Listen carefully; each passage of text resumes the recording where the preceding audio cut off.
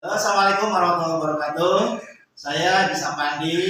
Hari ini saya sedang berada di SMK Negeri 1 Cibinong.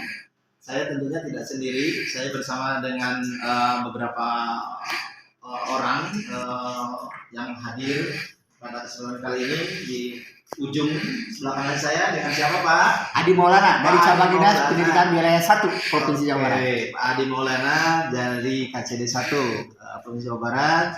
Beliau di samping beliau juga ada Pak Ian Tardiana, Ian Tardiana. Kebetulan beliau adalah guru ya Pak ya, guru di SMK Negeri 1 Cibinong ya, dan juga mendapatkan tugas tambahan sebagai apa Pak? Wakasis bidang kesiswaan. Waka bidang kesiswaan. Dan di antara saya dan Pak Ian, maaf, ada adik siapa namanya Dek?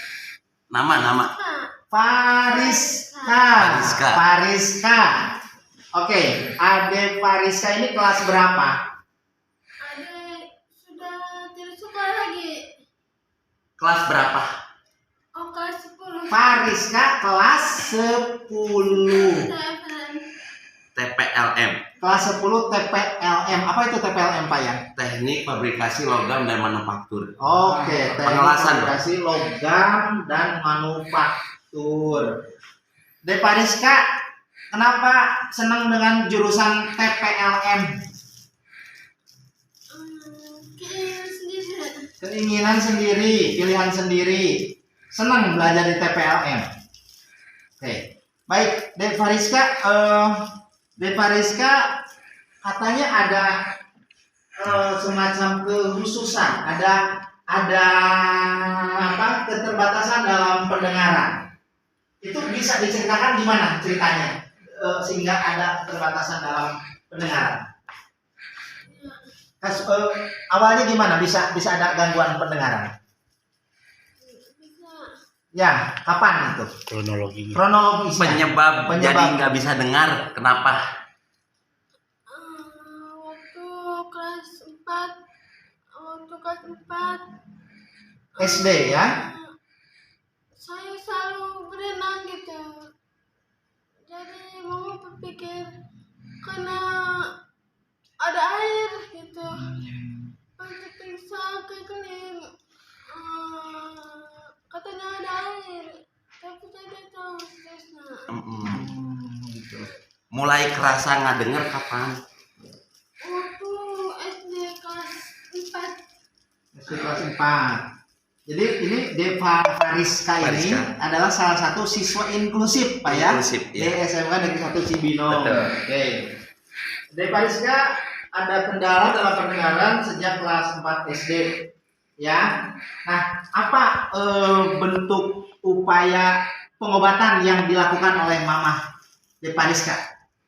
Apakah pakai alat dengar? Enggak. Karena tidak punya jalannya. Tidak punya biayanya. Kalau sekarang pakai alat dengar nggak? Pakai alat dengar. Sejak kapan pakai alat dengar? Insya Allah.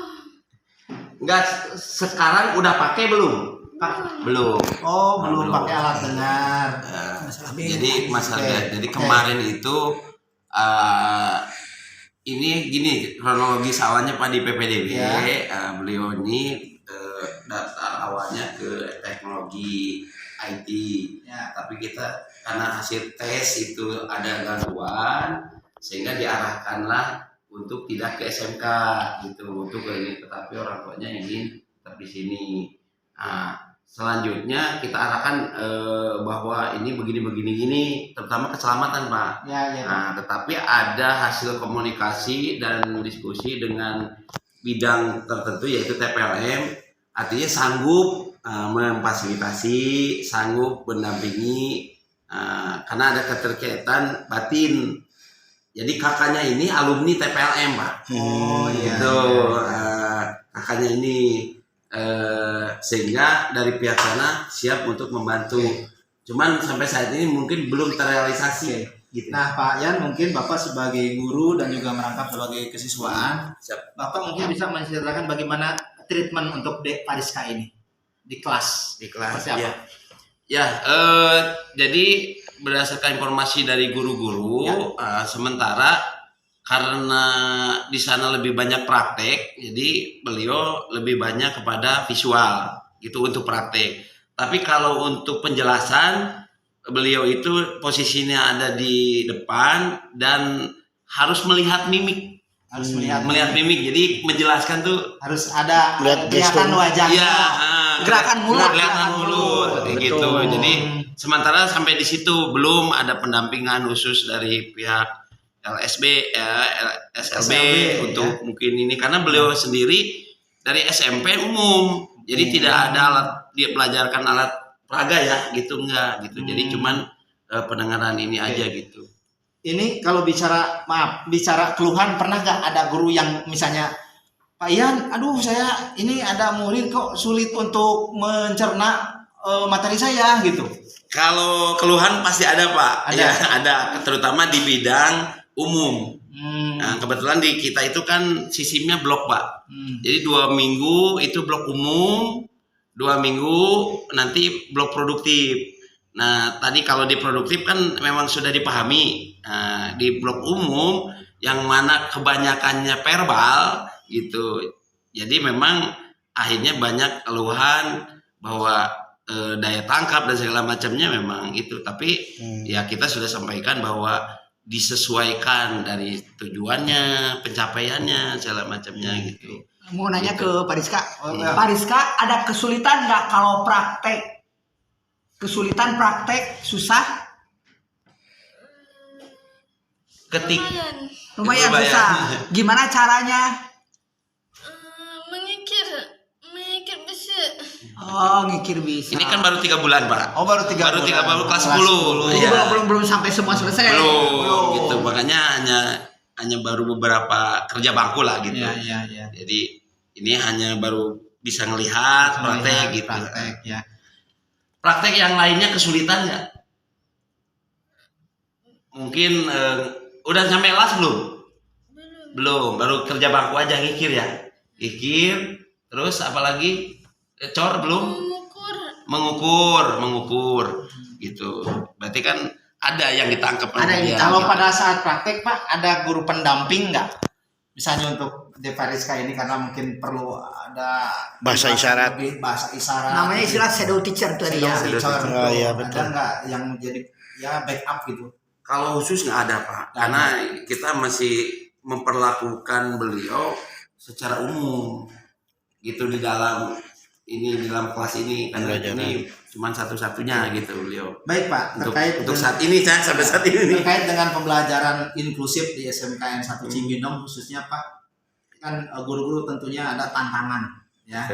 Apakah ada semacam program misalnya untuk memberi kompetensi khusus atau kompetensi tambahan dalam menangani anak yang inklusif ini Pak? Sejujurnya sampai saat ini belum Pak untuk secara khusus gitu Ya, karena kita tadi regulasi di awalnya pun kita tidak mencanangkan jalur inklusi sebetulnya gitu. Cuman kita mengikuti regulasi pemerintah bahwa ketika ada yang inklusi kita tetap memfasilitasi gitu. Nah, observasi dan diagnosisnya sambil berjalan gitu. Selama masih bisa tertangani secara umum, kita secara umum. Jadi belum ada program Pak Julia. Ya, karena mungkin keterbatasan. Berapa orang kalau boleh tahu anak yang inklusif seperti di Fariska ini di SMK 1 Cibinong? Untuk tahun sekarang hanya satu. Hanya satu. Hanya satu. Oh, ya. Kayaknya Pak Idris, Pak Ian harus ada teman. Suka ada teman kan? Kalau misalkan mau nyebrang atau bagaimana. Oh ini mesin bubut lagi bergerak, takut celaka bagaimana. Ada teman nggak yang membantu maksudnya? Nyebrang bisa. Nyebrang bisa nyebrang man. Sejak ini yaitu karena memang bukan bawaan lahir. Setelah ini ya. Jadi secara pemikiran Jadi ini lebih kepada insiden ya, waktu betul. kecil Pas SD tadi ya. berenang, kemasukan air, Iya. juga ada gangguan dengan pendengaran. Betul. Terus diabaikan mungkin Pak ya. Dibiarkan karena kondisi ekonomi. Sehingga sekarang masih berdampak hanya merebet ke ya. bicara gitu ya. Baik ya, terima kasih kepada Rizka ya, tetap semangat ya, Terima kasih ya, tetap semangat ya, semangat.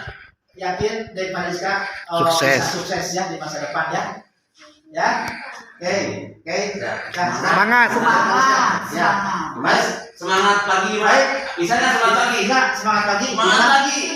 pagi. Pak SMK SMK pasti bisa, bisa, SMK 1 Cibinong SMK 1 Cibinong berkarakter, berintegritas, berintegritas, berdaya saing global.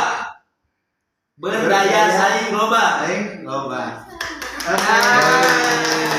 Oke, baik sahabat pendidikan, itulah wawancara saya dengan salah satu atau juga satu-satunya ya siswa inklusif di SMK Negeri 1 Cibinong di Pariska kelas 10 TPLM ya.